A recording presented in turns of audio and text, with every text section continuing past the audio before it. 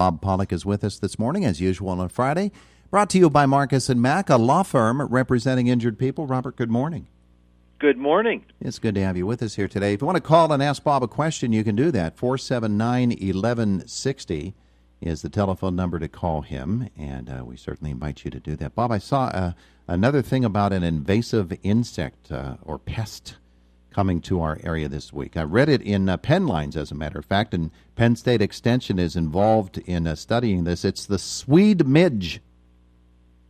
And it's dreaded Swede midge. It's been found in a broccoli field in Bradford County. That's nearby. So what's going on with this thing?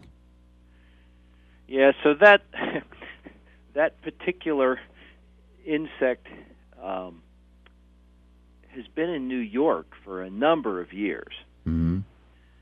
And it probably has been in Pennsylvania as well, but was never officially identified or found until this summer. Yeah. So now that report came out as a result of somebody having trouble with their crops, and so they were trying to figure out what the problem was, and then it turned out to be this Swede midge, mm-hmm. which can feed on vegetable crops and destroy the crop, essentially. Yeah. They said that it may have been here for a while, and they know that because it's something, the type of damage that it does can look like it's an herbicide injury or other stress factors, but it's actually this little bug. Yes. Yeah. I thought you were maybe also going to ask about the jumping worms. What? There's jumping worms? That sounds much more interesting. Yeah.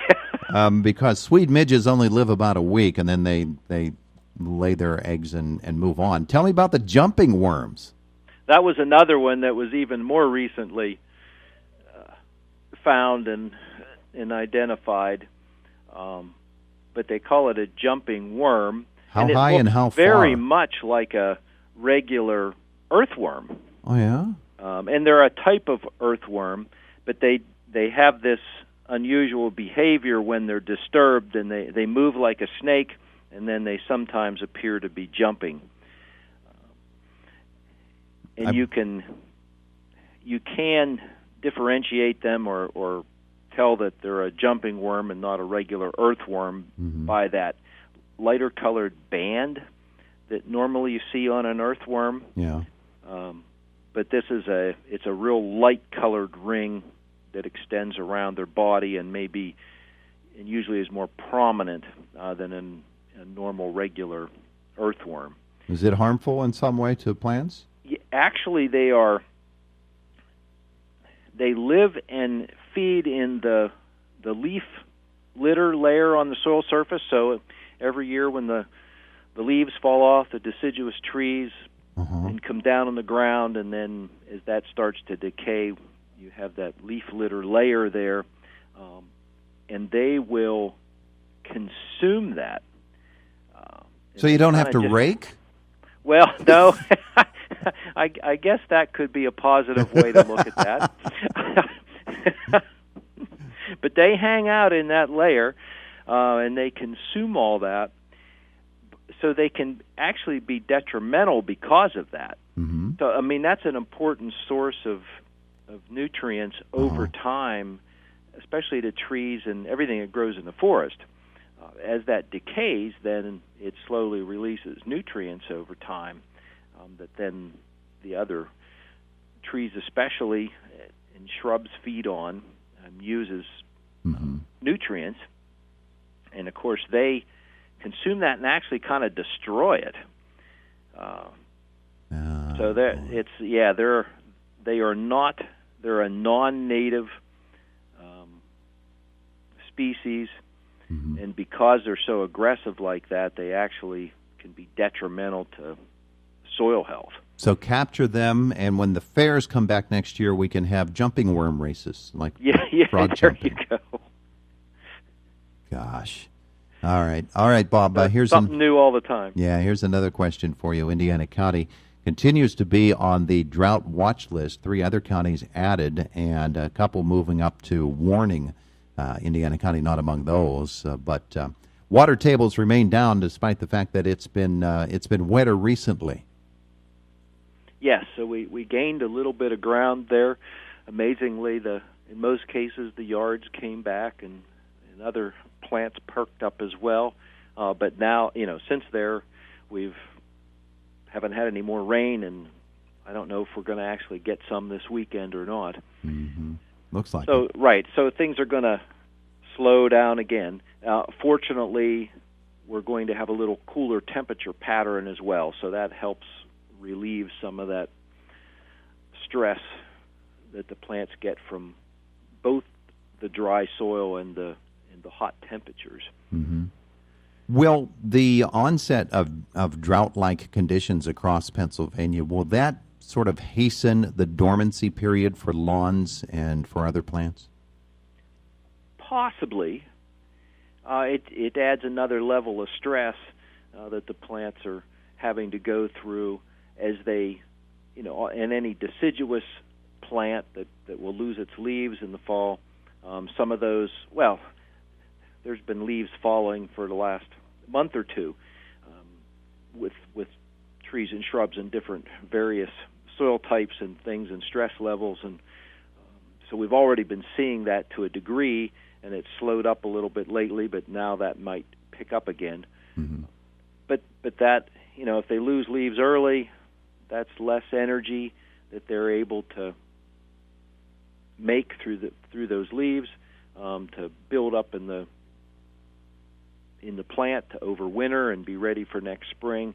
That can also affect any plants that are flower buds, plants mm-hmm. that fruit or have nuts, or any of those that are setting those flower buds for the following year.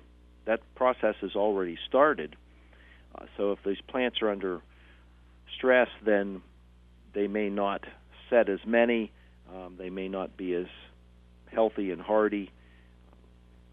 But we'll have to wait till next year to see how that actually plays out. Yeah. As we get through fall issues and deal with things like dormancy and preparation for the upcoming winter, my neighbor across the road, he just planted lettuce again the other day and mm-hmm. he put in some beets too. And he says we'll just see how they do as we get further into the fall season. Meanwhile, others like me, my garden is pretty well done, and we've got most of the things cleared out of it. There are still a couple of things out there that we can still harvest. But when is the time for someone who has already cleaned out the garden and wants to put down mushroom manure or some other fertilizer?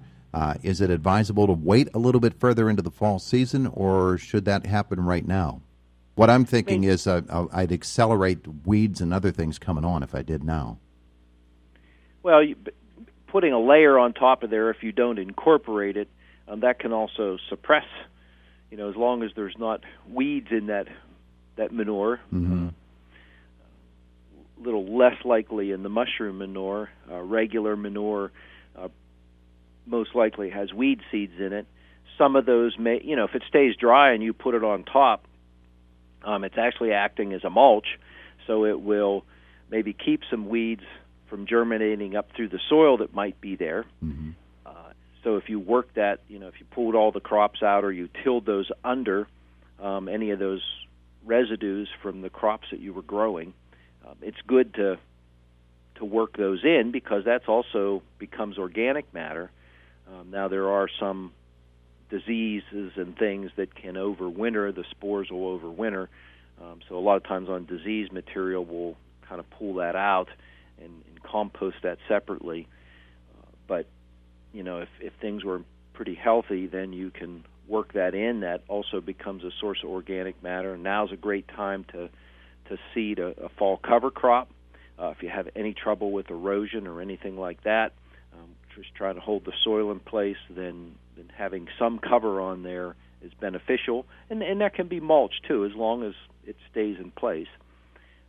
Plant material tends to stay in place better, like a good rye cover crop, because it'll come up and grow, cover the soil, and it will stay alive all winter, and then protect the soil, and then continue to grow next spring until you work it back into the ground. But you could go ahead and mulch or incorporate organic material into the garden now. Yeah. Okay. All right. That sounds good. It sounds good. We're headed toward the top of the hour, just a moment or so left with Bob Pollock. Here's another country problem that folks in the city generally don't have. Horse goes through the yard the other day. Hate when that happens. But when he does go through the yard, Mr. Horsey makes horse prints, which basically are horseshoe-shaped, and they go straight down and come back out. So it's not like there's a big hole there that needs filled in, but a depression and the horseshoe-shaped perforation in the lawn. Just fill some dirt in around that, or let it go, and it'll fill itself in. Yeah, and a couple ways you can attack that. One's, not worry about it. Maybe if it's not too bad because it's been drier, maybe those prints didn't go in as far as they might have if there was more moisture in the ground. That was the wet portion of the lawn. Oh, figures. So if you can loosen that up, of course, that does cause a little bit of compaction where that footprint hits. Mm-hmm. Just like our feet can cause compaction, the horse's foot as well, and lawnmowers and anything that you're running repeatedly over there. But if you can loosen that up a little bit, and add a little bit, you can add soil right over top. Of course, if the grass is still there growing, it might be easier just to, even with a pitchfork or something like that you can kind of just stick in there, poke it up, and loosen that up, and that might take care of it in that case. Okay. But you can also top dress it a little bit. All right. There you go. Hey, thanks and so now, much. Yep, you are quite welcome. Thank you for the opportunity. We're out of time. Mr. Pollock back with us next week. It is the voice of Indiana County, WCCS 101.1 FM, AM 1160. FM, AM 1160.